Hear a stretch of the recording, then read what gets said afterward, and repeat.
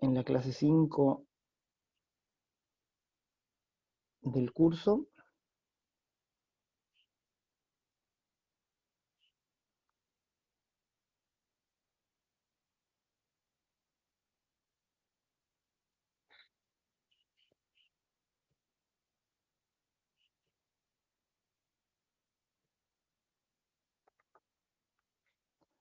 Ahí estamos. Vamos a revisar hoy día las pérdidas presentes en el transformador real. Vamos a estar considerando un transformador real. Dígame, señor.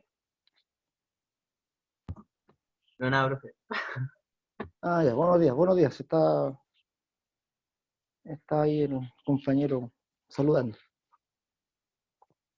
En todo caso, ustedes saben, en cualquier momento ustedes activan su micrófono y intervienen. Cualquier pregunta o cualquier aporte a la clase. Ya chiste solamente si es bueno. Entonces tenemos aquí, vamos a revisar los tipos de pérdidas en el transformador, ver el efecto de la carga que tiene el transformador real y comprender el fenómeno de lo que vamos a llamar regulación de tensión. O sea, la regulación de tensión es precisamente el efecto que la carga genera en el voltaje, principalmente en el voltaje del secundario. Entonces, las pérdidas las vamos a dividir en dos. Cuando hablemos de pérdidas en el transformador, la primera pérdida que vamos a ver es esta que tenemos acá, que es las pérdidas de temperatura por el cobre. ¿Ya? Vamos a dividir, digamos, los tipos de, cuando hablemos de pérdida del transformador, ustedes inmediatamente divídenlas en dos. ¿Ya? Ustedes inmediatamente ahí, cuando hablemos de pérdidas en el equipo, acuérdense que cuando comenzamos en la primera clase de conversión electromecánica, dijimos que una máquina eléctrica era un dispositivo, ¿ya? El cual consumía un equipo que transformaba la energía o que convertía un tipo de energía a otra. Eso es una máquina, eso se le considera una máquina eléctrica, a un dispositivo que convierte energía eléctrica a otro tipo de energía. Entonces era un dispositivo en el cual teníamos una entrada de energía, una salida de energía con cierto rendimiento.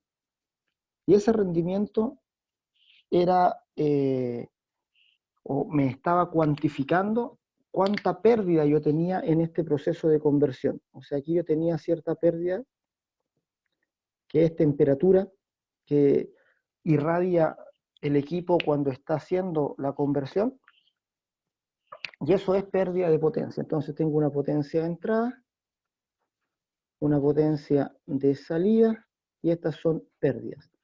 Y el rendimiento, si se recuerdan ustedes, cuando hablamos siempre de rendimiento de una máquina, siempre es la potencia que sale dividido por la potencia que entra.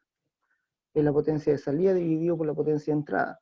La potencia de entrada siempre es más grande que la potencia de salida, obviamente. Entonces, este número, este cociente entre la potencia de salida dividido por la potencia de entrada, siempre me va a dar un número menor a 1. Ese número menor a 1 yo lo multiplico por 100 y tengo el rendimiento en porcentaje. ¿Ya? Ese es el rendimiento porcentual de la máquina.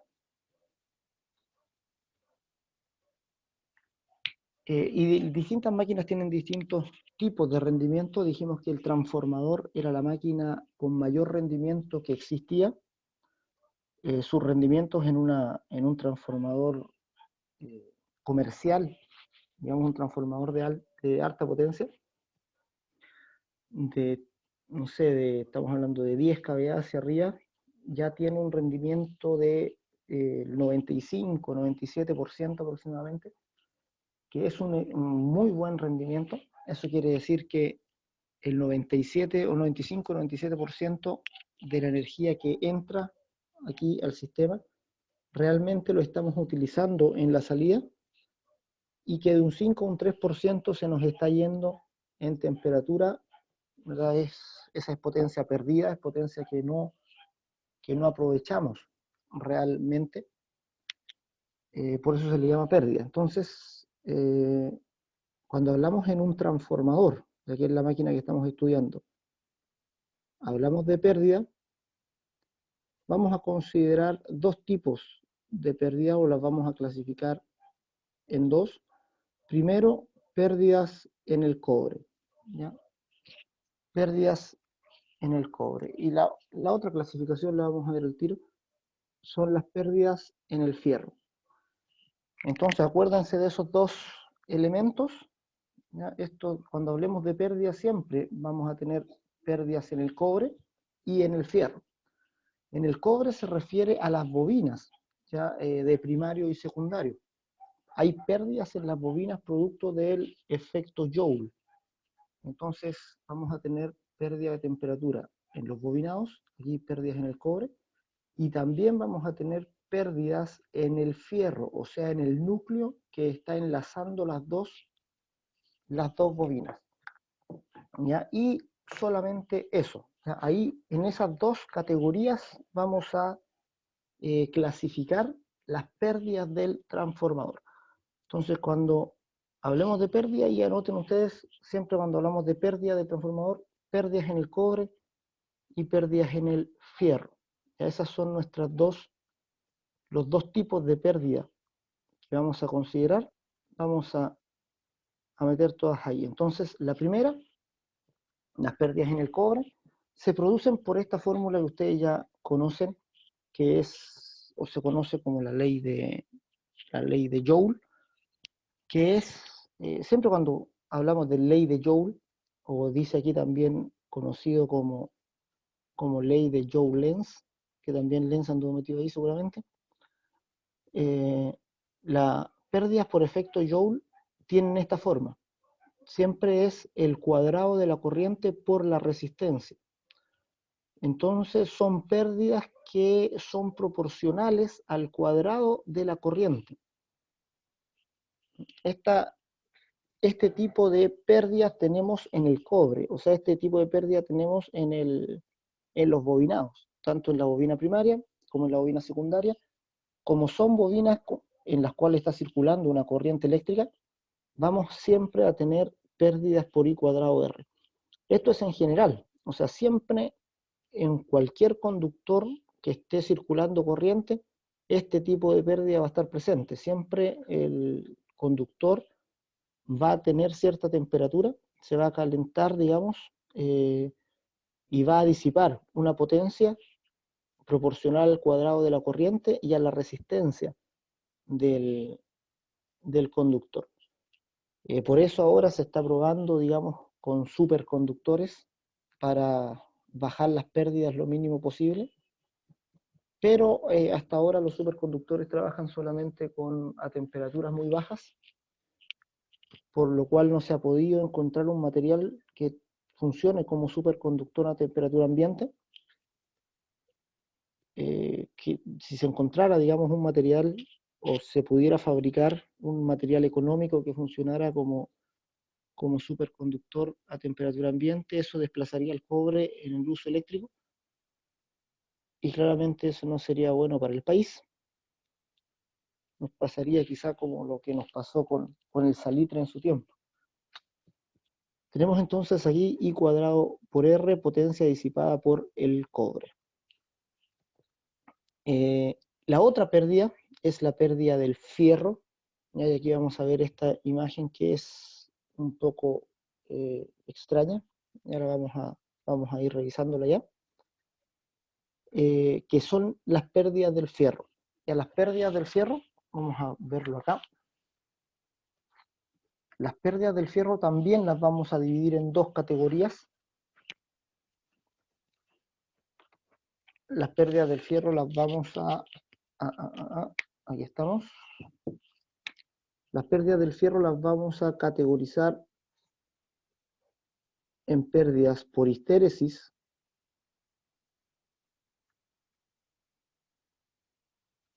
y en pérdidas por corrientes parásitas.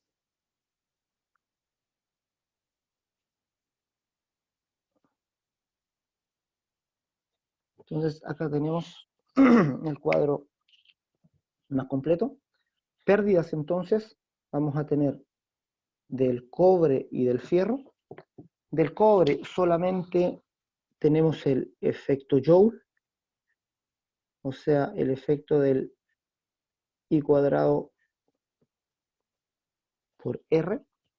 Eso depende, esas pérdidas claramente ahí dependen de la resistencia del material, o sea, de cuál sea el diámetro del conductor de cobre. Acuérdense que esta resistencia la calculamos con una fórmula que ya vieron ustedes en los primeros cursos de electricidad.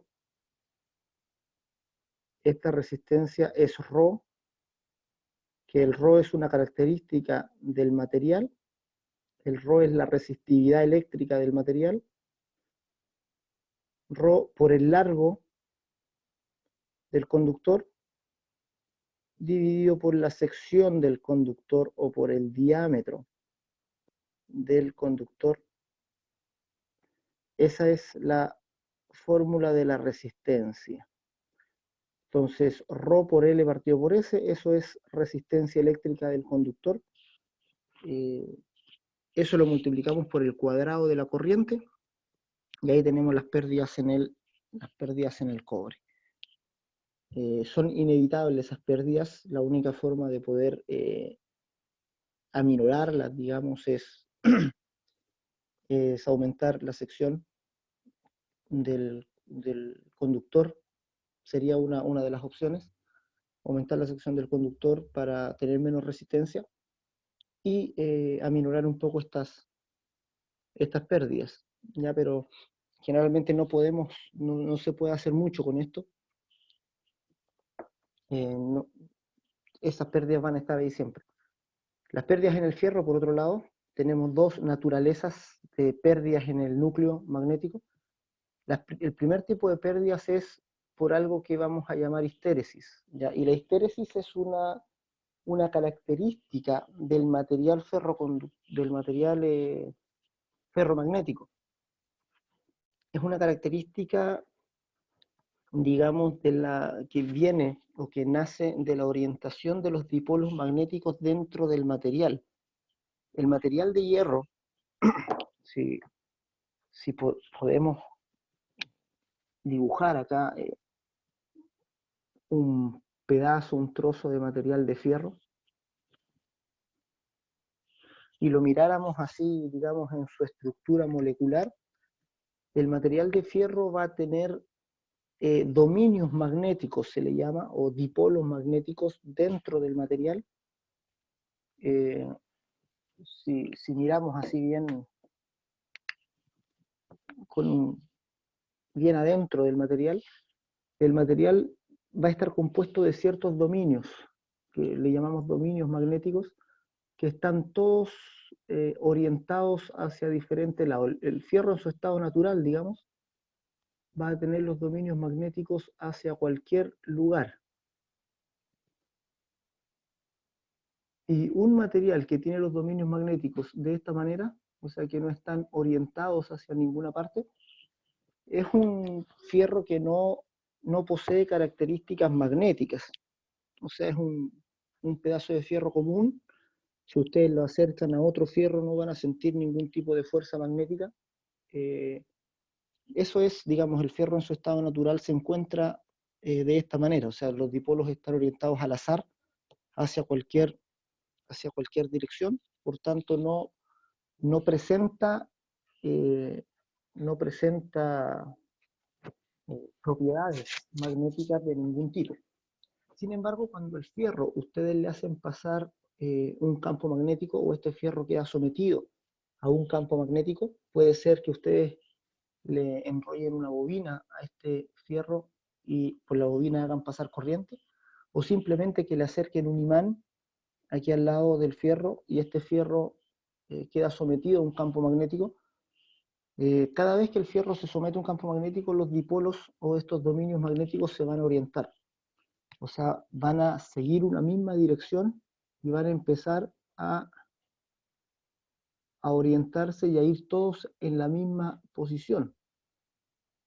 Ya, esta orientación de los dipolos magnéticos va a hacer que el fierro presente propiedades magnéticas, o sea, decimos se imanta el fierro. Esto lo pueden ver ustedes, por ejemplo, cuando se puede enrollar un clavo con una bobina.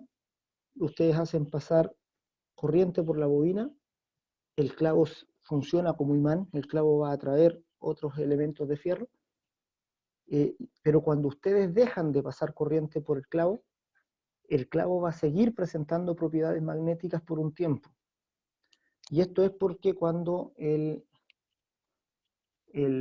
campo magnético que está atravesando este fierro, el que orientó los dipolos, el que orientó aquí los dominios magnéticos, cuando ese campo desaparece, estos dipolos no vuelven a su condición actual otra vez, o sea, no se desordenan como estaban desordenados anteriormente, sino que quedan con cierta orientación, quedan con ciertas propiedades magnéticas durante algún tiempo. Y a eso le llamamos histéresis.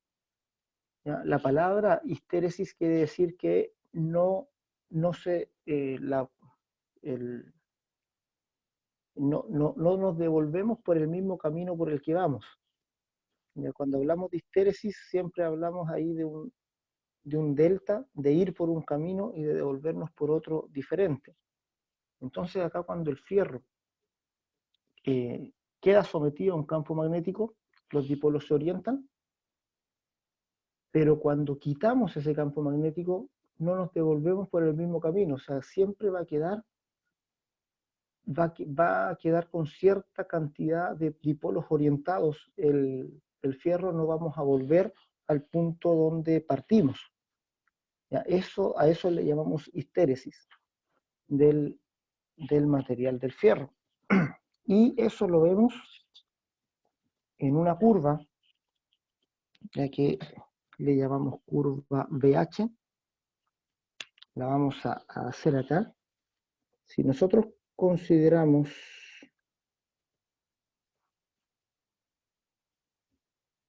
una curva donde acá vamos a tener H, que es intensidad de campo magnético, y acá tenemos B, que le llamamos densidad de campo magnético o simplemente campo magnético. Recuerden que el H se mide en amper vuelta.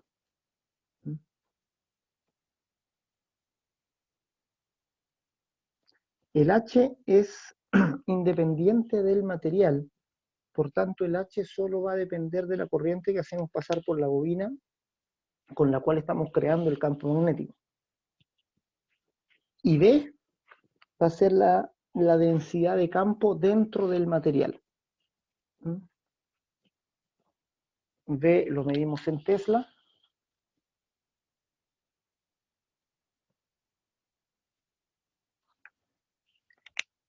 Entonces vamos a tener aquí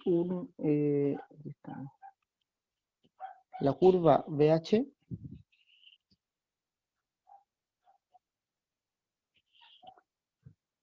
Y cuando el fierro, ya cuando hablamos del fierro en su condición natural, digamos, o cuando tenemos un pedazo de fierro que no ha sido imantado anteriormente, que no ha sido sometido a un campo magnético, entonces partimos aquí. Vamos a partir acá, en 0. Hay 0H, hay 0H significa que hay 0 corriente pasando por la bobina. Entonces, y hay 0 campo magnético, por tanto partimos ahí en el punto 0, 0, 0. Imaginemos en esta prueba que tenemos un fierro enrollado por una bobina. O sea, nuestra prueba va a ser algo así. Tenemos este pedazo de fierro, y aquí en este fierro vamos a enrollar una bobina y vamos a hacer pasar una corriente. Aquí vamos a enrollar alrededor de este fierro una bobina.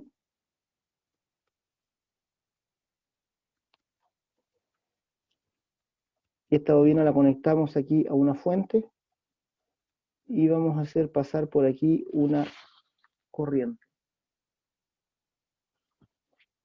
Entonces, cuando pase una corriente, esta corriente va a generar un campo magnético como un electroimán, y ese campo magnético va a orientar los dipolos magnéticos del material. Los dominios magnéticos se van a orientar y vamos a tener cierta densidad de campo magnético B aquí dentro del material. Hay una densidad de campo que vamos a poder medir aquí adentro. Entonces,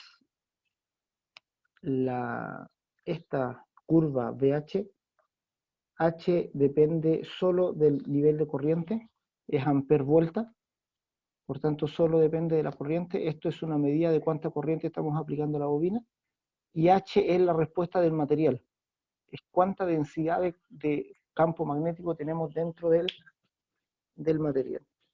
Entonces, cuando comenzamos a aplicar corriente a la bobina, empieza a aumentar también la cantidad de campo magnético que vamos a tener.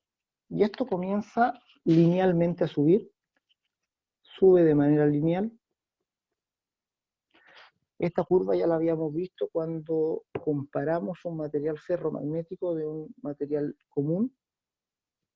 El material ferromagnético tiene esta característica que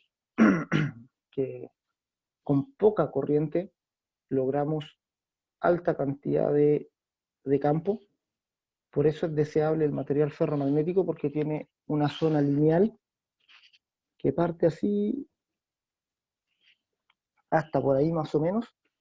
En toda esta zona hemos aplicado poca corriente, y con poca corriente tenemos alta cantidad de campo magnético. O sea, podemos lograr campos intensos, campos, digamos, poderosos campos magnéticos con relativamente poca corriente. Un material común o un material que no es ferromagnético presenta una curva inclinada hacia acá. Así más o menos, esta sería la línea que llevaría un material común, que para producir cierta densidad de campo necesitamos mucha corriente, pero aquí en el material ferromagnético tiene este comportamiento que nos permite, digamos, construir máquinas eléctricas. Entonces, en todo este camino, esto va subiendo, digamos, esta curva sube, el B sube, producto de que los dominios magnéticos en el fierro se van orientando. Esta es una medida, digamos, de cuán orientados están esos dominios magnéticos, pero llega un punto donde el material decimos que se satura, es decir, ya prácticamente todos los dominios magnéticos están orientados, ya no hay otros dominios que puedan orientarse. Entonces el material comienza a comportarse como un material común, ya pierde esa característica ferromagnética y empieza a achatarse esta curva, y vamos a tener algo así. A esto le llamamos codo de saturación. Después de la saturación, cada vez que ponemos más corriente, sube de todas maneras sube un poco la densidad de campo, pero ya no sube como subía antes.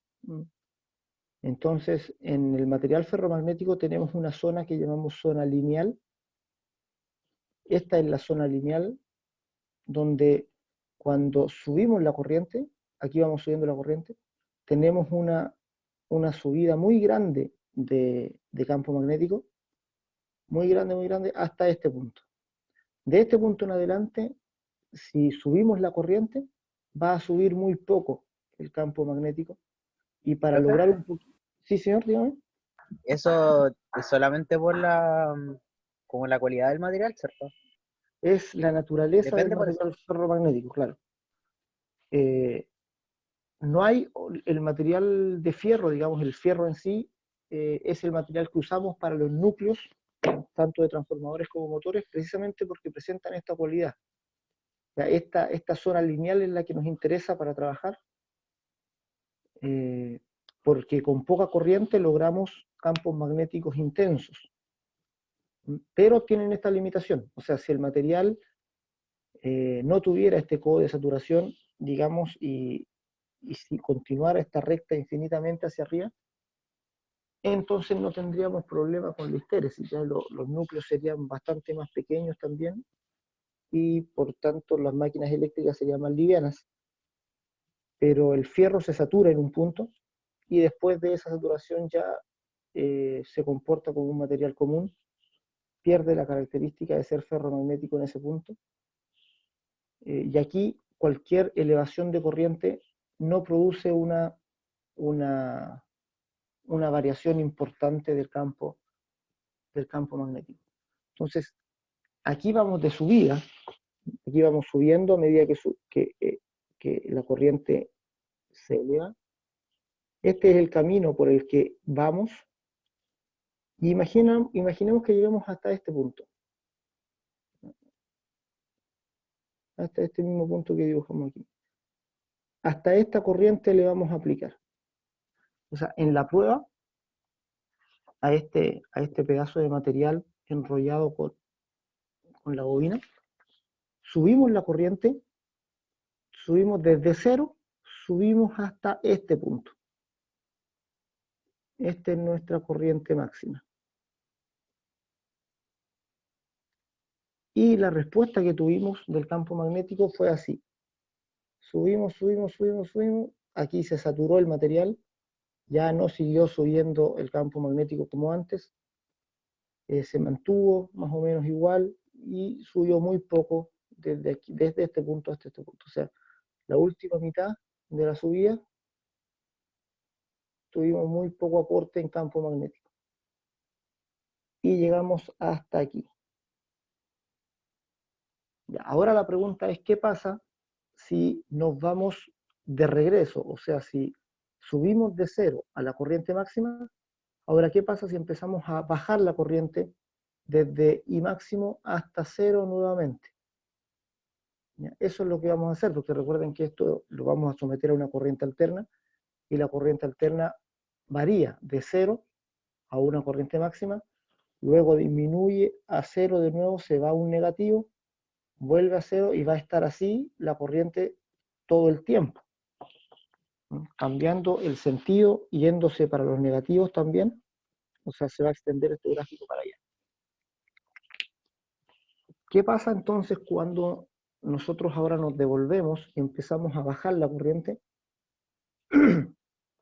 Dijimos que va a empezar obviamente el campo magnético a disminuir, pero no va a disminuir en la misma razón o en la misma proporción con la que aumentó, porque el campo magnético va a empezar a bajar, pero de todas maneras van a quedar ciertos dominios orientados, ¿ya? Es decir, los dominios estaban todos desparramados, todos por su lado, sin ninguna, digamos, dirección, al azar. Por lo tanto el fierro era un fierro común, no presentaba propiedades magnéticas.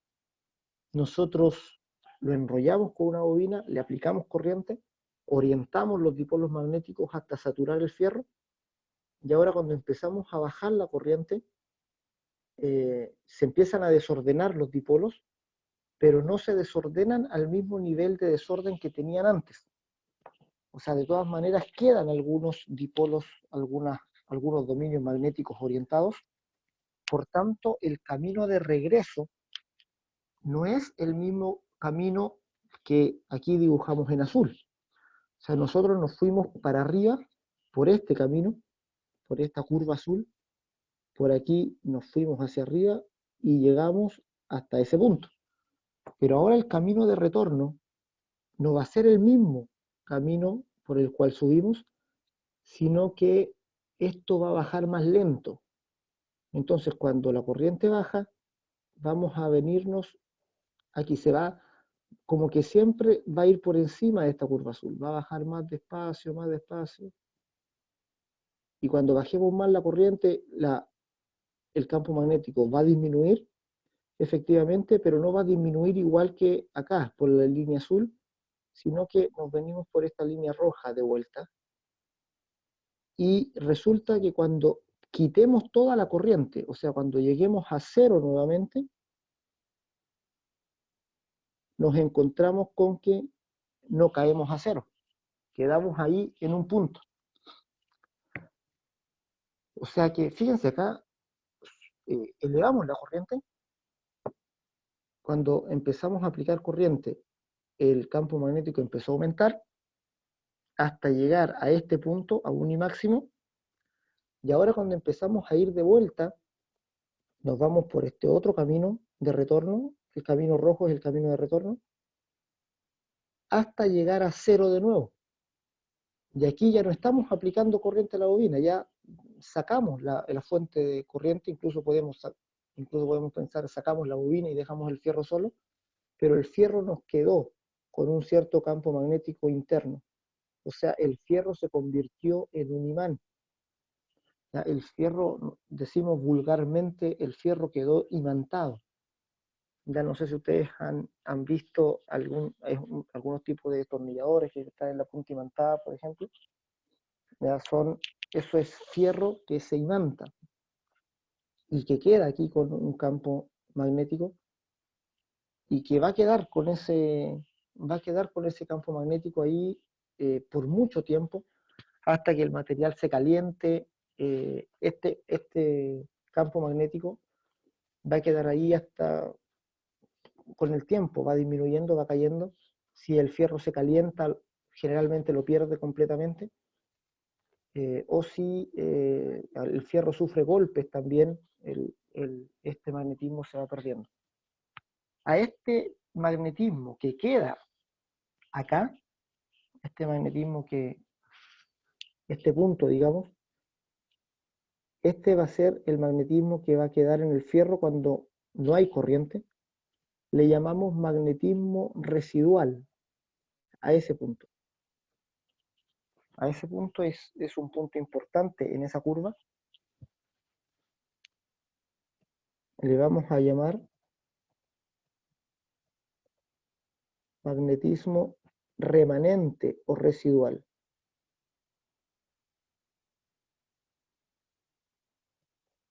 Magnetismo remanente o magnetismo residual. Con esos dos nombres le podemos llamar. Y el magnetismo remanente se llama así porque es el que queda, digamos. Ya es el magnetismo que queda después de haberle quitado la corriente a la bobina. ¿Ya? Ese es el magnetismo con el que queda el fierro. Entonces, ¿qué ocurre si hasta eso sería con una corriente continua? ¿Ya? Eso sería la historia de nuestro fierro, de nuestro pedazo de fierro. Si subimos la corriente en una dirección y luego la bajamos y la dejamos en cero. Esto sería, ahí imantamos el fierro.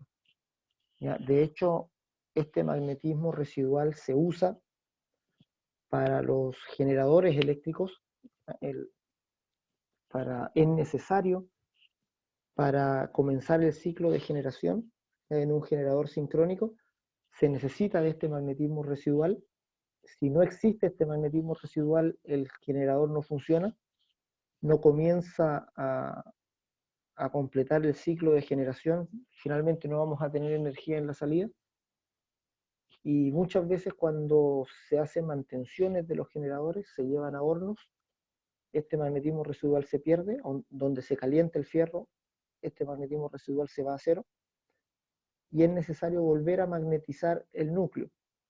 Y para eso hacemos pasar una corriente por la bobina, se le conecta una batería a una bobina, y se le pega ahí un pinchazo de corriente para que ocurra esto, para que al aplicar corriente tengamos una orientación de los dipolos magnéticos en el fierro y luego se la quitamos rápidamente y volvemos a tener magnetismo remanente.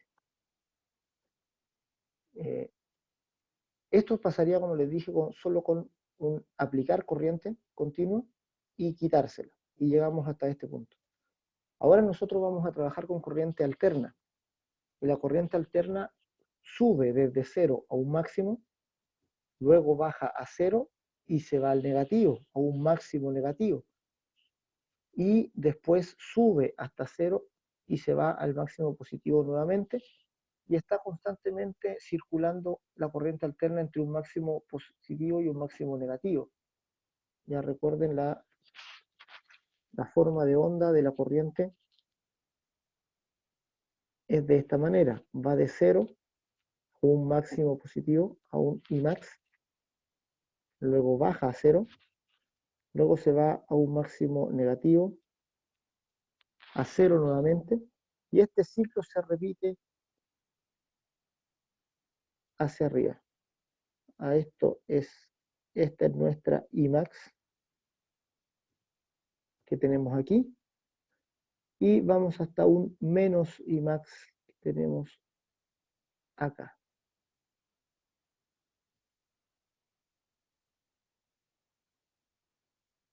Si aplicamos esta corriente alterna aquí a esta bobina, entonces vamos a tener con que el camino de retorno, acuérdense que partimos en 0 porque el fierro estaba nuevo, subimos hasta ese punto, bajamos hasta acá y ahora vamos a seguir bajando hasta ese punto, llegamos hasta un mínimo negativo aquí, hasta menos y máximo. Aquí no nos va a alcanzar la hoja para dibujarlo, pero se produce algo parecido a esto aquí abajo, y luego subimos, subimos, subimos, subimos, llegamos hasta ese punto. En este punto vamos a ver ya, y ahora subimos por este camino hasta acá, hasta completar la curva. O sea, la partida solamente con esa forma de onda. O sea, con esa línea. Esta línea, la línea que tenemos en azul, solo va a ser recorrida cuando el fierro está nuevo. O sea, en la primera vez que aplicamos el campo magnético, el fierro va a ir desde 0 hasta este máximo, por la línea azul. Todo el restante tiempo vamos a recorrer esta línea roja, constantemente. Ahí para abajo, hacia arriba, hacia abajo, hacia arriba. Y por esta línea roja vamos a circular. Ya, si ustedes se fijan aquí, en este punto, esta es la cantidad de corriente que hay que aplicar para que el campo sea casero.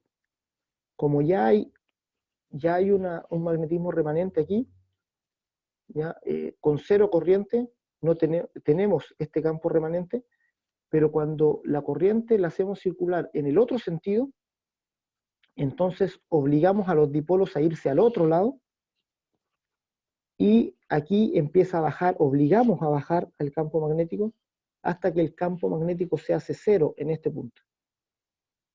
Aquí tenemos 0B, el B se hace 0, el campo magnético se hace 0 aquí, pero tenemos que estar aplicando una corriente para que el campo sea 0, para que contrarreste el campo, el magnetismo remanente.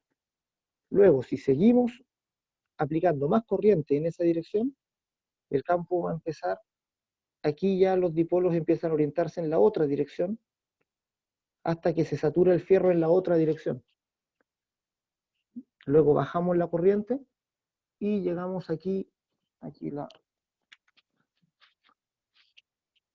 sigue para acá y llegamos de nuevo al campo magnético remanente en este punto. Este punto es el mismo campo remanente, S y S, en los sentidos contrarios, digamos. Este aún es magnetismo remanente.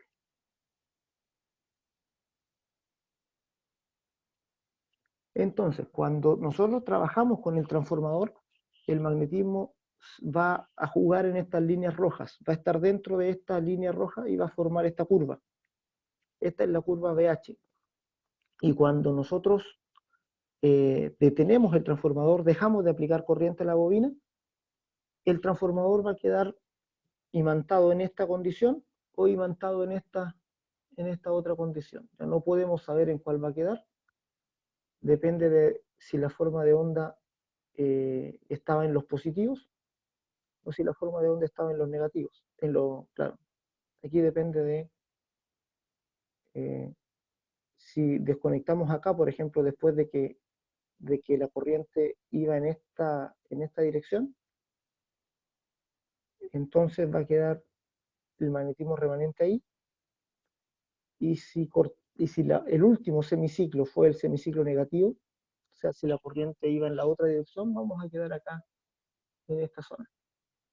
Pero siempre cuando dejemos de aplicar corriente, la corriente sea cero, el fierro va a quedar o con un magnetismo remanente positivo, o sea, los dipolos orientados, semi-orientados en una posición, o con los dipolos semi-orientados en la otra, hacia el otro lado, digamos. Así va a ser nuestra curva. Y a esta curva roja, le llamamos curva de histéresis. ¿Ya? Eso es la curva de histéresis del fierro. Y esta curva, toda el área encerrada en esta curva roja, es una medida de la temperatura que va a disipar el fierro producto de la histéresis. O sea, este ciclo de histéresis tiene un precio que pagamos en temperatura. Ya hay una temperatura que se disipa producto de este fenómeno de histéresis. Lo vamos a ver aquí.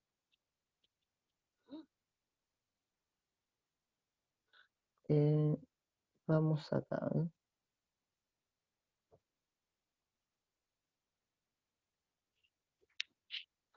Ya, aquí está la misma curva que habíamos dibujado antes.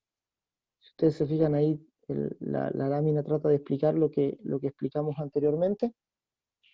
Aquí está lo que dibujamos nosotros con azul, la primera línea, que aquí está apuntando al cero de la forma de onda de la corriente, y dice el campo magnético aumenta desde cero de forma no lineal al aumentar la corriente. Y sube, dijimos que hay una zona lineal al principio de esta, pero luego el fierro se satura, hay un codo de saturación, y llegamos hasta este punto donde tenemos el máximo, la corriente máxima. Si se fijan, aquí dibujaron o hicieron el intento de dibujar los dominios. Aquí están los dominios magnéticos todos desorientados, digamos, todos para cualquier lado, como está en el fierro en estado natural. Pero acá, cuando llegamos a este punto, ya el fierro está saturado, o sea, ahí dice material saturado, todos los dominios alineados en la misma dirección. Todos los dominios están hacia la derecha, y entonces ya, por más que metamos corriente a la bobina, ya no hay caso. No podemos sacar o aumentar la densidad de campo magnético más de lo que ya está. Ahora disminuimos la corriente, pero nos devolvemos por este camino de aquí hasta llegar a este punto cero. Aquí no hay corriente y tenemos el magnetismo remanente. Nos fuimos a otro lado ahí. Y ahí dice, cuando la corriente circula por la bobina, cuando la corriente que circula por la bobina vale cero, el material conserva campo magnético, es el magnetismo remanente, ese punto que habíamos estudiado. Luego, si la corriente cambia de dirección y se vuelve negativa, seguimos bajando por este punto, bajamos aquí, hasta llegar a este otro extremo, que sería aquí la parte más negativa de la forma de onda. Y aquí, en este punto, tenemos todos los dipolos orientados en la otra dirección. ¿Ya? Saturado en sentido opuesto, dice aquí abajo. Y continuamos con el ciclo. Este es el ciclo de histéresis. Acá tenemos una figura también que representa lo que estábamos haciendo, ¿verdad? Esta es una muestra ferromagnética, dice ahí, que es un pedazo de fierro cuadrado, en el cual se enrolló una bobina y se le hizo pasar una corriente.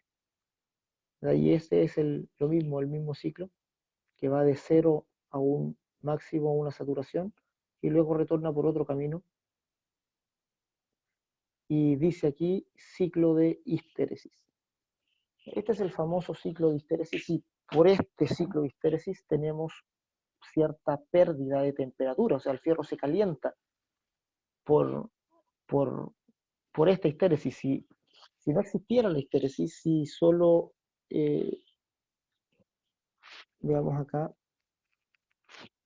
si el fierro no tuviera esta característica de histéresis, si subiera por un camino y bajara, retornara por el mismo camino exactamente, si se comportara de esta manera sin histéresis, no habría disipación de temperatura, o sea, el fierro no se calentaría, pero producto de esta histéresis hay disipación de temperatura, disipación de potencia, y el fierro se calienta.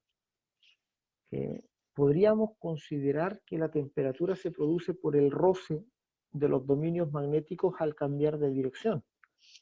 Ya recordemos que en este punto todos los dominios magnéticos están orientados hacia acá. Imaginemos que los dominios magnéticos están representados por este lápiz.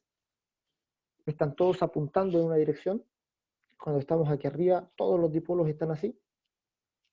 Pero a medida que la corriente empieza a disminuir, los dipolos empiezan a orientarse en la otra dirección. Cuando llega a cero, quedan más o menos orientados hacia allá. Cuando aplicamos corriente en el sentido opuesto, desordenamos más los dipolos, llegando a este punto, donde los dipolos están, digamos, hacia cualquier parte, no hay campo magnético. Seguimos con la corriente en sentido opuesto, orientamos los dipolos hacia la otra posición, hasta que los saturamos en sentido opuesto y tenemos los dipolos hacia allá. Entonces, cuando aplicamos corriente alterna, que cambia 50 veces por segundo, va de un lado a otro, los dipolos están continuamente orientándose hacia la derecha, luego hacia la izquierda, hacia la derecha, hacia la izquierda. Y este movimiento tiene cierto roce dentro del material. Y este roce es el que produce temperatura. Entonces podríamos definir las pérdidas por histéresis como la temperatura generada por los dominios magnéticos al cambiar de dirección continuamente. Los dipolos magnéticos o los dominios magnéticos dentro del material disipan temperatura al estar moviéndose dentro del material de forma continua. Eso es las pérdidas por histéresis. A eso le llamamos pérdidas por histéresis. ¿Cómo disminuimos estas pérdidas por histéresis? ¿O cómo las tratamos para que sean lo más pequeñas posibles? Ahí tenemos que jugar solo con el material. O sea, ahí entra la tecnología de los materiales. Ya la tecnología de los materiales siempre está buscando materiales mejores, nuevas formas, nuevas aleaciones, y lo que más ha dado resultado ya para el caso de los núcleos de las máquinas eléctricas es el fierro al silicio. O sea, la aleación del fierro con material de silicio. El silicio va a actuar así como podríamos llamarle, como que permite que los dominios magnéticos giren con menos roce. Es como, podríamos llamarle, o hacer la analogía como si le aplicáramos un cierto bálsamo dentro del material de fierro, para que los dominios magnéticos puedan girar, orientarse, reorientarse con facilidad, ¿ya? Sin que cause mucho roce. Entonces, cuando se le aplica silicio al fierro, se reducen las pérdidas por histéresis. ¿Ya? Son pruebas de laboratorio solamente que se hacen, se van aplicando porcentajes de ciertos elementos y se va viendo el comportamiento del material, del fierro. Y como les digo, lo que ha dado más resultado es la aleación de fierro con silicio. Por tanto, actualmente, hoy en día, todos los núcleos de transformadores están hechos de fierro con cierto porcentaje de silicio. Ya se le conoce como hierro silicoso, le llaman algunos, o hierro al silicio. Ese es el material que se usa para los núcleos magnéticos. Y puede que en adelante se descubra otra aleación o se descubra un nuevo material que tenga menos histéresis, que todavía sea ferromagnético y reemplace los núcleos actuales que tenemos en las máquinas eléctricas hoy en día. Pues eso podría ocurrir. Ya lo ideal sería que ese material fuera más liviano que el fierro actual para que las máquinas pudieran tener menos tamaño o ser más livianas también. Eso es histéresis. La otra pérdida del fierro, o la otra forma en que se nos disipa temperatura por el fierro, es por las corrientes parásitas. ¿Qué son las corrientes parásitas o las corrientes de Foucault? Son corrientes que aparecen dentro del fierro, o sea, son corrientes que circulan por el fierro. Nosotros cuando acuérdense, tenemos este pedazo de fierro enrollado por una bobina. Claramente aquí la bobina está aislada del fierro, o sea, no estamos tocando, no hay un contacto eléctrico entre la bobina y el fierro por ninguna causa. Aquí el conductor lo consideramos aislado para que no tenga contacto eléctrico con el fierro. Por lo tanto, el fierro no tiene un contacto eléctrico, no estamos energizando el fierro, solamente le estamos induciendo un campo magnético. Sin embargo, producto de que hay un campo magnético circulando y el fierro es conductor, esto se produce por la naturaleza conductora del fierro, y este campo magnético es variable, se produce por ley de inducción, ya estudiamos la ley de inducción de Faraday. Se introducen dentro del material del fierro corrientes, o sea, hay inducción de corriente dentro del fierro. Nosotros no queremos, obviamente, que en el fierro esté circulando corriente, pero es algo inevitable. Ya, si tenemos un campo magnético variable y el núcleo de fierro es conductor, entonces vamos a tener voltajes inducidos dentro del material y eso va a hacer que circulen corrientes dentro del fierro.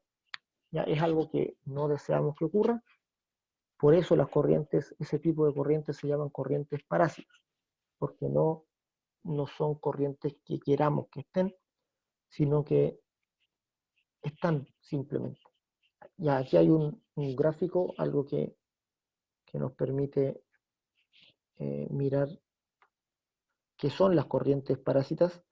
Las corrientes parásitas también son llamadas corrientes de Foucault, ¿ya? En honor a este científico que las estudió. Aquí estamos. Entonces, cuando tenemos este es un material de fierro ya de cuadrado, no se nota aquí bien, pero está enrollado por una bobina, ya también las bobinas de forma cuadrada, y se le está aplicando una corriente a la bobina. Aquí, por este punto entra la corriente, y por acá la corriente sale.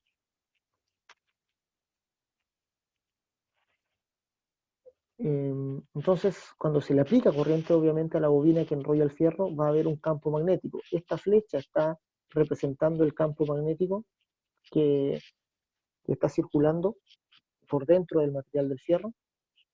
Se le pone V máximo por coseno de omega t, que quiere decir que es un campo magnético de forma senoidal, ya que la corriente que aquí aplicamos es de forma senoidal. Y vemos aquí que el campo magnético produce dentro del material circulación de corriente. O sea que van a haber corrientes circulantes que tienen esta forma, que se le llama corrientes de Foucault o corrientes parásitas. Estas corrientes obviamente producen temperatura, ya lo vimos cuando vimos las pérdidas del cobre. Un tipo de pérdida son las pérdidas del cobre, que es las pérdidas por I cuadrado R en el conductor, pero también vamos a tener pérdidas por I cuadrado R dentro del fierro. Aquí corrientes de Foucault. ¿Qué hacemos para eliminar estas corrientes o para disminuir estas corrientes, entonces laminamos el fierro. No construimos el núcleo con un macizo de fierro, sino que lo dividimos en muchas láminas pequeñas, ya como aparece acá. Acá todavía tenemos el mismo campo magnético, ya Vm por coseno de omega t, acá, pero vemos que las corrientes de Foucault ahora recorren un camino más pequeño. ¿no? Ahora quedaron confinadas las corrientes de Foucault a una lámina, aquí dice de ancho A, le llama al ancho de la lámina. Y bueno, no nos vamos a meter con las fórmulas que Foucault, las fórmulas matemáticas que Foucault dio para las corrientes parásitas, pero las corrientes parásitas disipan una potencia que es proporcional al cuadrado del área por la cual circulan. Por lo tanto, si nosotros disminuimos esta A o disminuimos la superficie en la cual la corriente puede circular, entonces vamos a disminuir de forma cuadrática las pérdidas o la potencia disipada. Y eso es la razón por la cual los núcleos de los transformadores siempre son laminados, que nunca es de fierro macizo, fierro sólido, es producto de las corrientes parásitas. La idea es que estas láminas sean lo más delgadas posibles. Los núcleos de los transformadores se construyen con láminas realmente delgadas. Muchas tienen el grosor de la hoja, el mismo grosor que una hoja de papel, porque mientras más delgadas son, más limitamos las corrientes de Foucault. Estas láminas claramente tienen que estar aisladas entre ellas. O sea, si no ponemos un aislante en medio de las láminas de fierro, estas se van a juntar, digamos, las láminas y se va a construir una superficie de fierro macizo igual como la teníamos aquí. ¿Ya? Por lo tanto, estas láminas tienen que estar aisladas una de otra con algún material aislante o con algún tratamiento térmico. Ya actualmente se usa un tratamiento, se, se hace pasar por un tratamiento térmico a cada lámina para que la superficie no quede, no, o sea, se transforme de un conductor a un aislante para poder juntarla con otra lámina y no pase corriente de una a otra. Así entonces es como se construye el núcleo del transformador. Aquí tenemos otra imagen, ¿verdad? Que nos muestra lo mismo, un campo magnético entrando y generando corrientes parásitas, corrientes que circulan dentro del fierro. Y acá la solución que, tenemos para disminuir las corrientes parásitas, laminando el hierro y reduciendo el camino de estas corrientes que aquí tienen un camino largo, y al ser largo el camino tenemos también mucha pérdida de potencia. Aquí el camino se les hace muy pequeño y las corrientes pueden circular en una superficie mucho menor y de esa manera se disminuye la temperatura que disipa el fierro. Entonces el fierro se va a calentar o va a tener pérdidas por estos dos elementos, por la histéresis y por las corrientes parásitas. Aquí hay otra comparación entre un macizo de fierro, dice corriente inducida de valor elevado, pérdidas WF le llama, que son las pérdidas por corrientes de Foucault, altas, dice, y aquí el núcleo construido de chapas apiladas, ¿verdad? Con un dieléctrico en medio, con un aislante en medio de cada chapa. Ahí dice varias corrientes inducidas de valor reducido, pérdidas por corrientes parásitas muy, muy pequeñas. Entonces, con eso tenemos entonces la explicación, digamos, de cada una de las pérdidas del transformador, ya sea pérdidas en el cobre o pérdidas en el fierro. Vamos a volver aquí.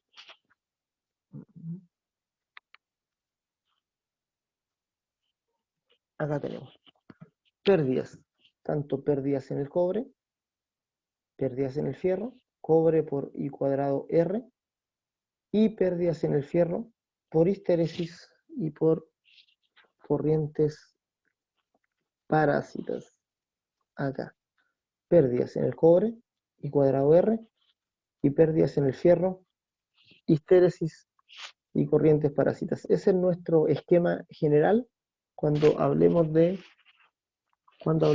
pérdidas en el transformador. Estos son los tipos de pérdidas.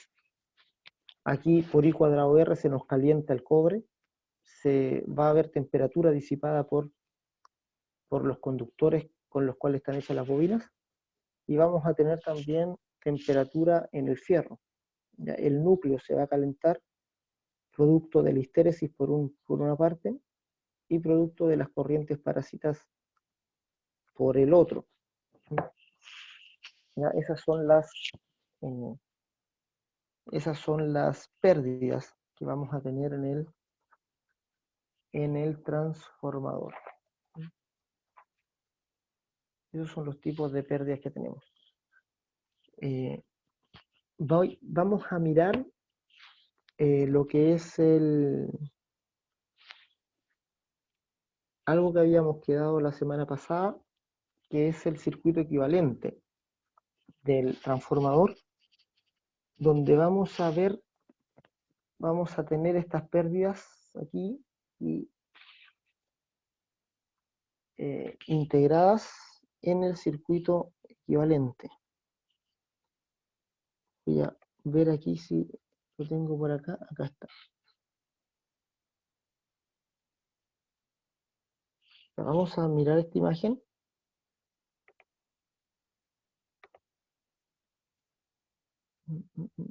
Acá.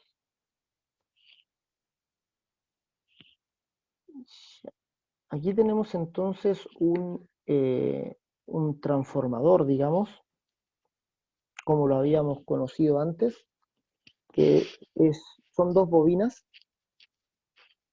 que están conectadas, digamos, o están enlazadas por un núcleo ferromagnético. Sin embargo, ¿sí, señor? Las resistencias que están ahí representan la resistencia propia de la bobina, ¿cierto? Sí, eso es lo que vamos a explicar ahora.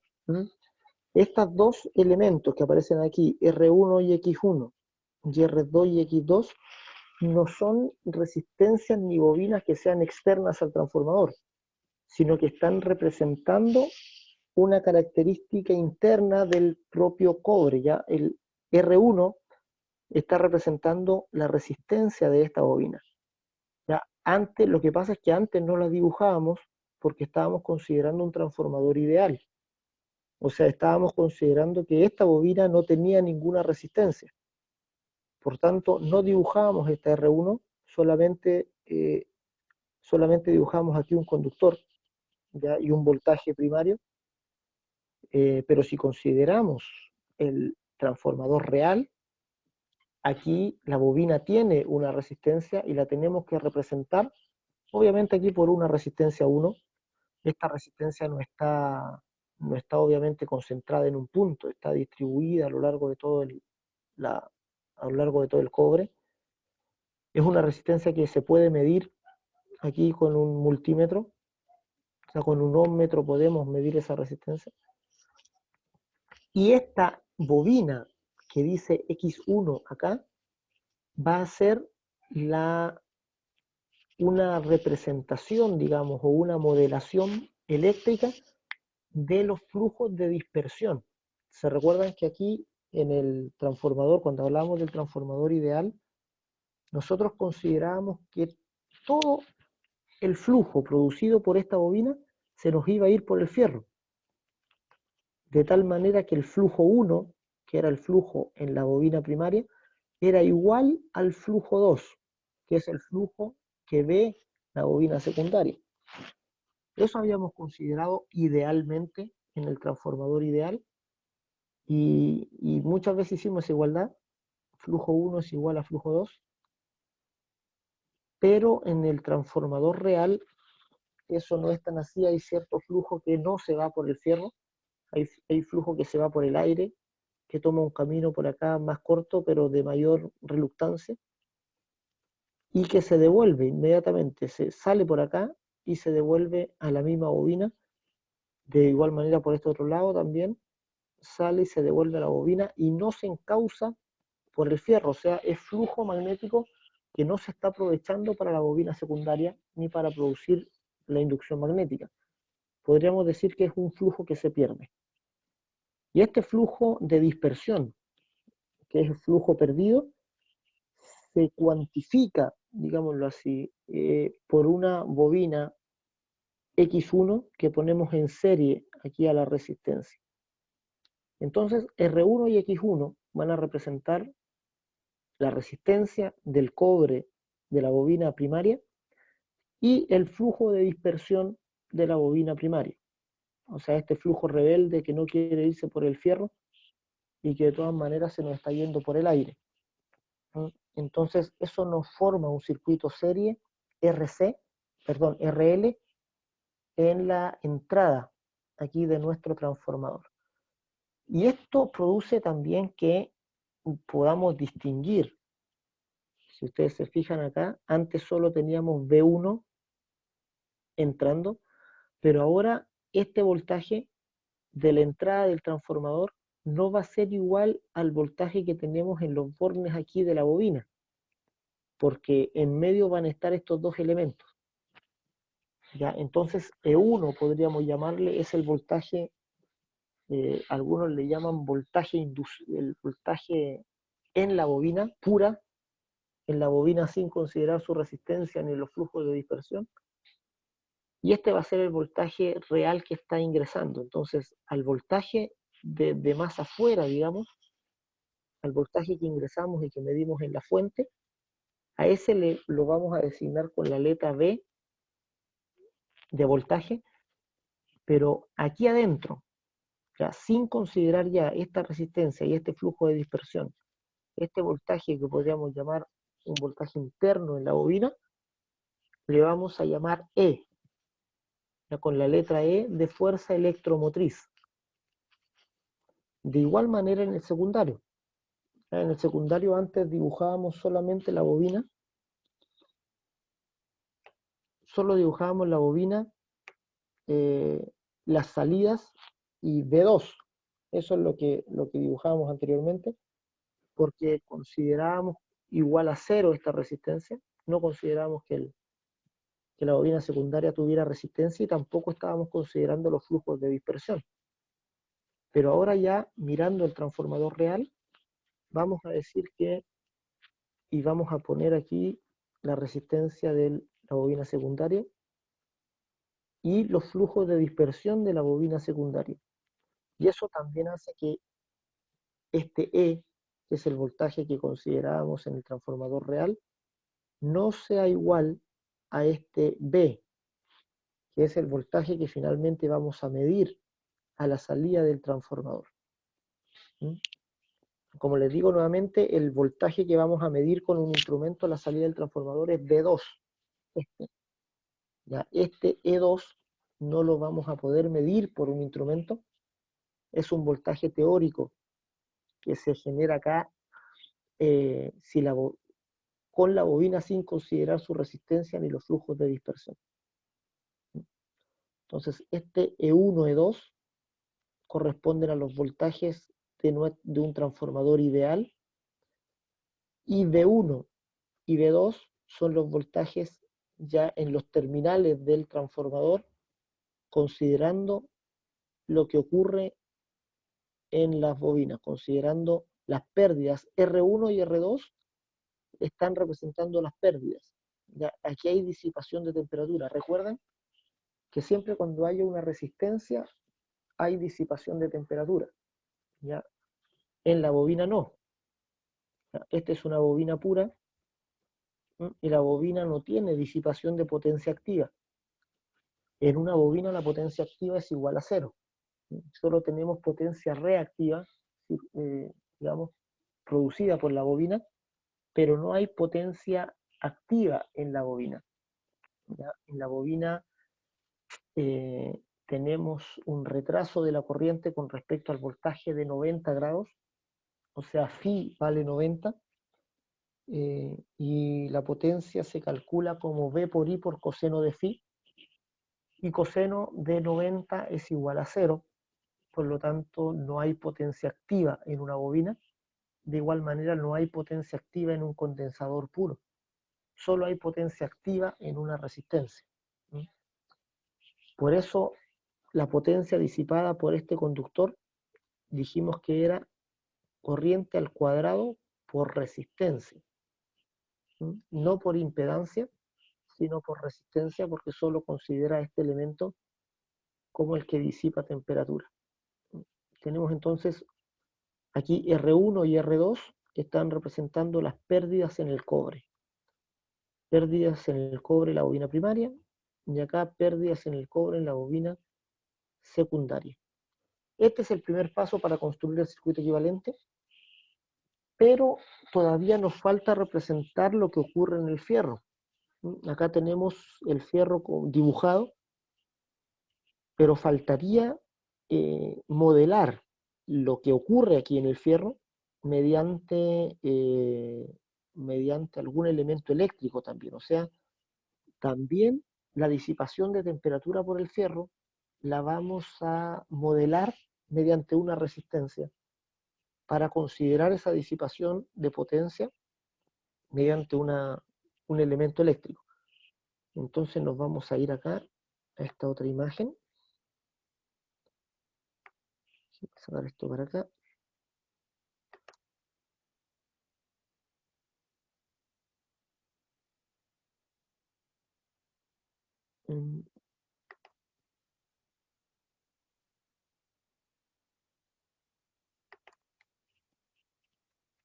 Aquí.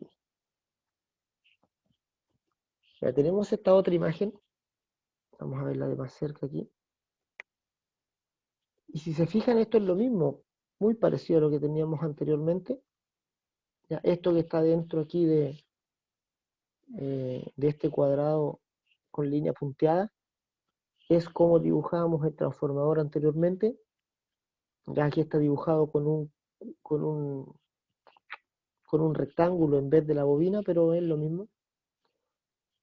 Acá tenemos nuestra R1 y la X1, ya que representaban la resistencia y el flujo de dispersión del primario.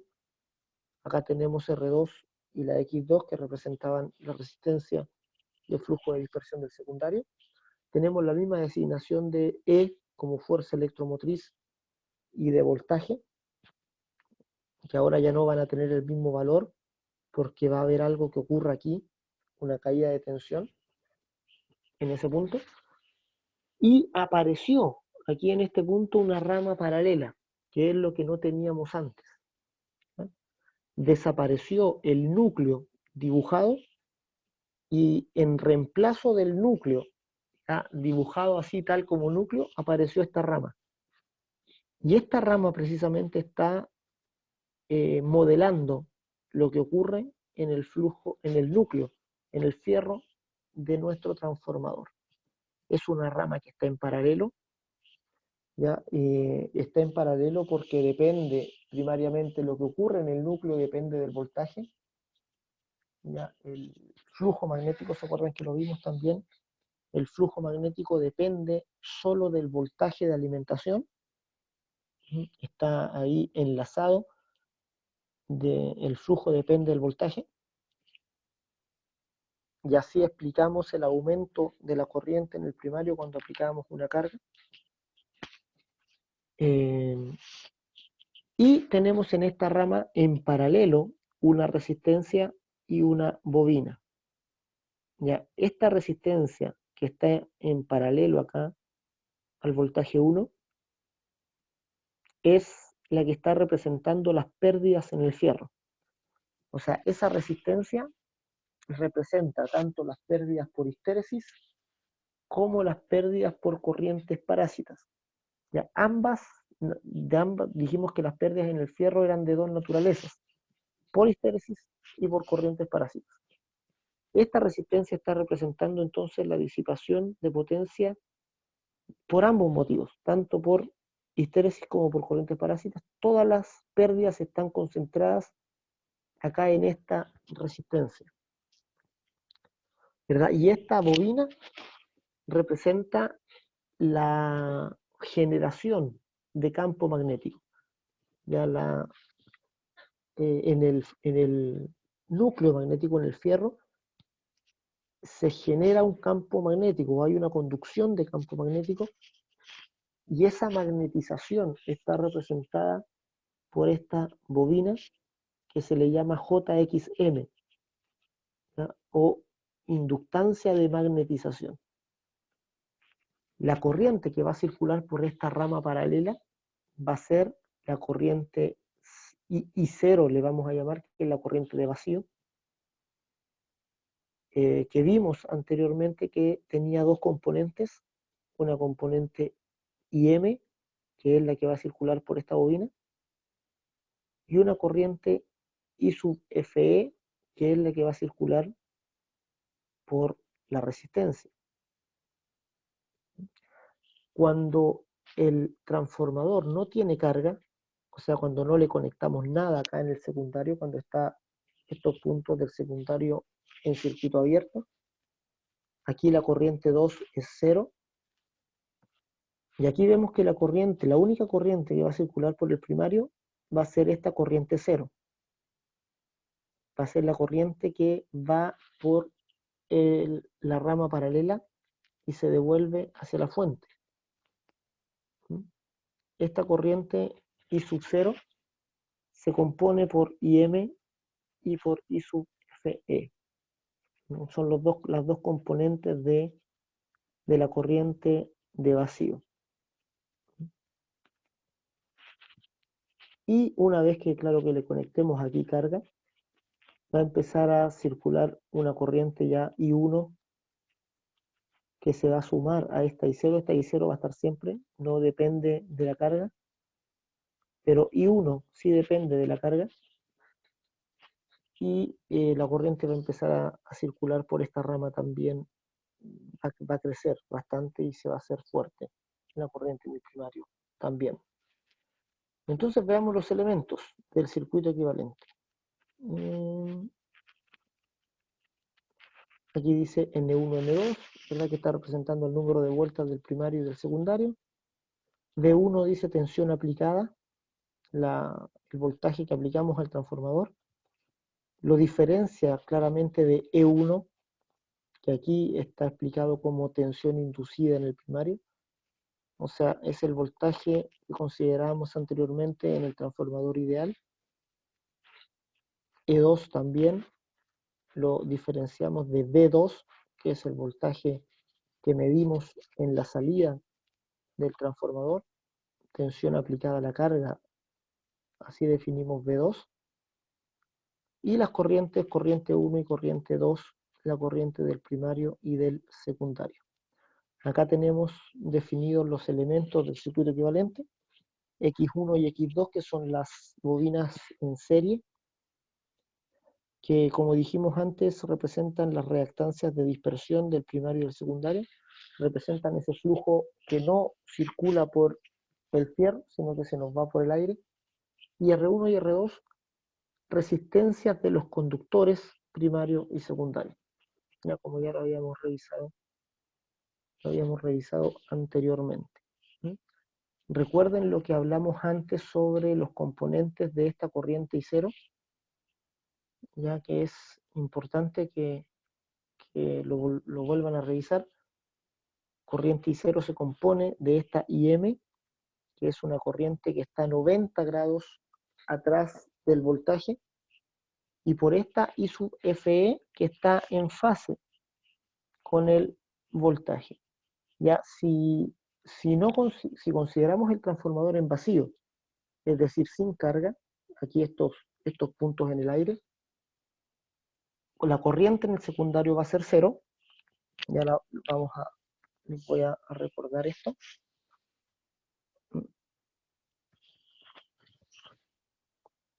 La corriente va a ser 0 en el secundario, por tanto lo único que vamos a tener, imaginemos el transformador en vacío, ya vamos a dibujar acá, aplicando una tensión en el primario, vamos a tener la resistencia 1, la X1, esto es R1 y X1, vamos a tener nuestra rama aquí que está representando lo que ocurre en el núcleo. Aquí tenemos una resistencia en paralelo con una bobina. Y aquí vamos a tener representado el enlace magnético, tal como lo teníamos ahí en el dibujo. Esto está representando el enlace. Y acá teníamos la resistencia y la bobina que está representando lo que ocurre en la bobina secundaria. Cuando acá no hay nada conectado, o sea, con el transformador en vacío, aquí en el primario la única corriente que va a circular va a ser la I sub 0. Esta es la I sub 0, la corriente de vacío. Y la corriente de vacío tiene dos componentes. Una corriente I sub M, que es la corriente de magnetización. Esta es una corriente que circula por una bobina. Por lo tanto, es una corriente que se atrasa 90 grados al voltaje.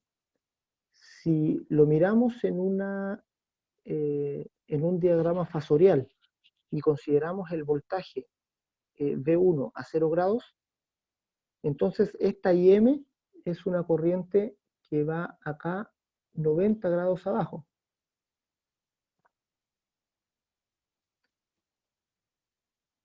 La vamos a dibujar ahí, 90 grados abajo. Y esta corriente que la vamos a dibujar aquí en negro, esta corriente que va a circular por aquí va a ser, le llamamos I sub Fe, que es la corriente que circula por la resistencia.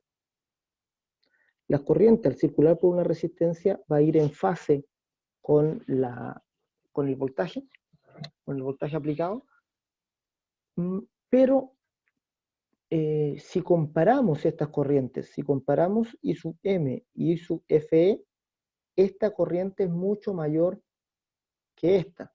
O sea, la corriente que circula por la bobina, ¿ya? Esto es por la propia naturaleza, digamos, acuérdense que esta no es una resistencia real, ¿ya? Ni esta es una bobina real, ya son una modelación, ya es un modelo matemático, un modelo eléctrico de un fenómeno que ocurre real en el fierro. ¿Ya? Estos dos elementos, todo lo que ocurre en la rama paralela, es lo que ocurre en el fierro. Por tanto, esto es solo una modelación con elementos eléctricos de un fenómeno que ocurre en el fierro. Sin embargo, en esta modelación, la corriente utilizada para producir el campo magnético es mucho mayor que la corriente que se nos va en las pérdidas en el fierro. Esta I sub Fe es la corriente, digamos, que está alimentando o que está aportando a las pérdidas por histéresis y a las pérdidas por corrientes parásitas. O sea, es la corriente que estaría alimentando esta resistencia por la cual se está disipando temperatura. Pero en esta modelación, esta corriente IM va a ser mucho más grande que esta I sub Fe.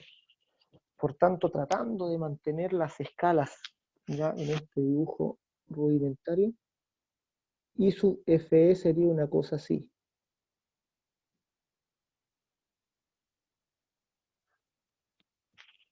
¿Ya? Eso más o menos sería la proporción ya de las componentes de la corriente de vacío.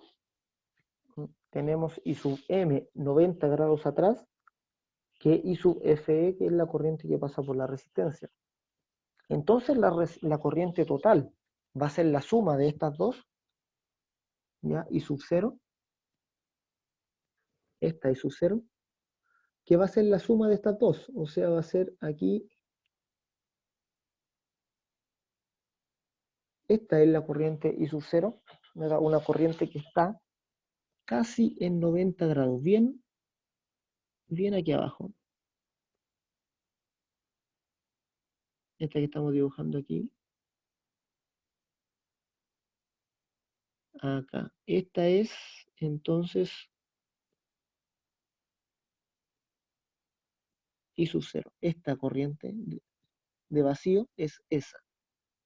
Y este ángulo es bien grande. Este es el ángulo phi. Phi es un ángulo cercano a los 90. No es 90 grados justo, o sea, si no hubieran pérdidas en el fierro, esto sería 90, pero producto de esta corriente que circula por esa resistencia, el ángulo no es 90. Y por lo tanto, el coseno de phi también va a ser cercano a 0. Dijimos, o sea, en un transformador, esto es el coseno de phi en vacío, ¿ya? O el factor de potencia que el transformador va a tener en vacío. ¿Ya? El factor de potencia común en vacío de un transformador siempre va a estar, o va a ser, digamos, del orden entre 0,1 a 0,3. Por ahí va a variar el coseno phi en vacío o el factor de potencia en vacío de un transformador. Un factor de potencia claramente muy malo, un factor de potencia que solo está alimentando bobinas y no está haciendo ningún trabajo, ya solo está alimentando las pérdidas del fierro. Incluso podemos decir que esta corriente de vacío es tan pequeña, ¿ya? Que esta corriente también está circulando por acá, ¿verdad? Esta corriente de vacío está circulando por esta resistencia también, pero la potencia disipada por esta resistencia es muy pequeña comparada con lo que se disipa acá en la rama paralela. ¿Ya? Al ser la corriente de vacío muy chica, digamos, eh, podemos despreciar esta rama serie, podemos despreciar lo que ocurre acá y podemos sacar este elemento, ya lo vamos a ver, y podemos considerar que cuando el transformador está en vacío, toda la corriente que el transformador consume, o sea, toda la corriente de vacío I sub 0, es la corriente que está alimentando las pérdidas en el fierro. O sea, el coseno phi es muy malo porque toda la corriente se está usando, prácticamente toda la corriente se está usando para el campo magnético, para levantar el campo magnético en el núcleo, y hay un pequeño porcentaje de esa corriente que se ocupa o que se va en pérdidas del fierro, que se va por esta resistencia, y eso es lo que hace que el coseno phi tenga algún valor. Este 0,1 a 0,3 es por las pérdidas en el fierro, principalmente. Ya cuando el transformador está en vacío, vamos a despreciar las pérdidas por I cuadrado R en los conductores. Aquí en el secundario no hay pérdidas en el conductor porque no hay corriente. Y aquí en el primario estas pérdidas son muy pequeñas, las pérdidas en el cobre. Ya porque la corriente I sub 0 es muy pequeña también. Ya eso lo vamos a ver la próxima semana, ya cuando veamos los ensayos en vacío. Bueno, lo vamos a ver yo creo ahora en el taller. Ya, los ensayos en vacío y en cortocircuito del transformador. Pero consideren esto, ya esto de la corriente de vacío ya lo habíamos visto en la clase anterior, pero igual se los recuerdo. Esto ocurre, esta corriente I0 siempre va a circular por la rama paralela, independiente de la carga, pero cuando conectemos una carga aquí, aquí esta corriente se va a hacer más grande, aunque la I0 va a seguir siendo la misma. O sea, no, esta corriente I0 no cambia porque hay una carga aquí, solo va a cambiar la corriente por esta rama, la corriente que vamos a tener por este lado. Por la rama paralela siempre va a circular I sub 0. Así que eso, muchachos, hasta aquí vamos a dejar. Ya vimos esencialmente lo que son las pérdidas del equipo el día de hoy. Próxima semana entonces vamos a ver lo que es la regulación de tensión, ¿ya?, en el transformador real. Ya completado lo que es regulación, y viendo lo que vamos a ver de medición de cómo se hacen los ensayos de cortocircuito y vacío y los ensayos de polaridad que vamos a ver en taller, ya estaríamos completando una buena parte del contenido de transformadores, ¿ya? Y de ahí podríamos tirarnos a hacer algunos problemas, resolver ejercicios. Ya estaríamos en buen pie para completar todo lo que es transformador. No sé si hay dudas, preguntas, consultas con la materia. Repasen los videos, ya no dejen todo para cuando nos acerquemos a la evaluación. Ya la fecha. Sí, pues es harta materia, harto que poner ahí. Estén revisando el aula, ya ahí están todos los videos de las clases anteriores. Les debo el libro que les prometí la semana pasada, que también lo voy a subir. Y eso. Ya, así que muchachos, nos estamos viendo en el paralelo 1 un ratito más, y con el paralelo 2 a las 2 de la tarde. Nos vemos las 2, profe. Entonces, nos estamos viendo, muchachos, cuídense. Chau, profe. Nos vemos, profe. Muy bien.